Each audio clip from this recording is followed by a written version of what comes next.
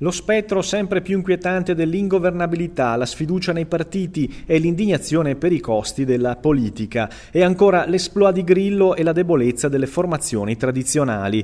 È stato un confronto a 360 gradi, quello organizzato lunedì sera a Limena di Padova dall'Associazione Realtà Veneta in collaborazione con il coordinamento regionale del PDL e il gruppo consiliare a Venezia.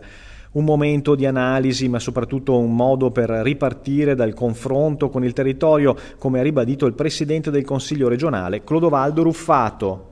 Noi da sempre abbiamo un tessuto di amministratori che lavora sul territorio, sono in prima linea tutti i giorni, si confrontano con le difficoltà immani che adesso devono affrontare, le nuove povertà, le difficoltà di lavoro, sicché dobbiamo fare tesoro delle esperienze di questi amministratori perché sono quelli che lavorano e sono quelli che possono essere, anzi sono sicuramente il futuro del Popolo della Libertà. E da Ruffato è partito un duro affondo al patto di stabilità che sta strozzando i comuni, anche i più virtuosi. Quanto al federalismo... Qualcuno ha detto che il federalismo è morto, il federalismo purtroppo non è mai nato, questa è la realtà. O si riparte e si responsabilizzano i territori e si finisce di fare i cosiddetti tagli lineari in cui ci rimettono quelli che hanno amministrato bene e quelli che sono i virtuosi, altrimenti siamo destinati effettivamente a soccombere al fallimento delle nostre amministrazioni. Un'analisi sul voto è arrivata da Paolo Feltrin, professore universitario di Scienze dell'Amministrazione a Trieste, e le conclusioni sono abbastanza sconfortanti.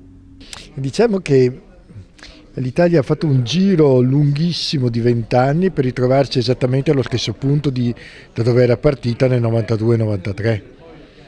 Cioè esattamente con lo stesso debito pubblico, esattamente con gli stessi problemi di giustizia, amnistia, non amnistia, eccetera, lo stesso problema di crisi economica, Amato che interviene sui conti correnti degli italiani, ecco.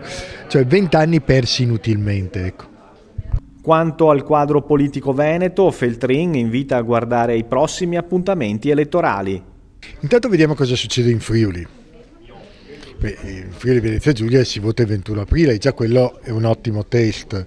Un secondo test sono le elezioni amministrative di giugno, 25-26 maggio e il ballottaggio a giugno, come nel caso di Vicenza o Udine o cose di questo genere.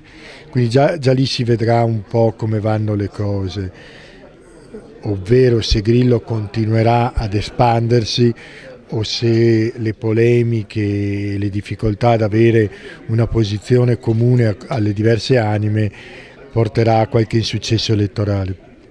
E poi bisogna vedere se si forma il governo. Ecco, quindi ci sono diversi passaggi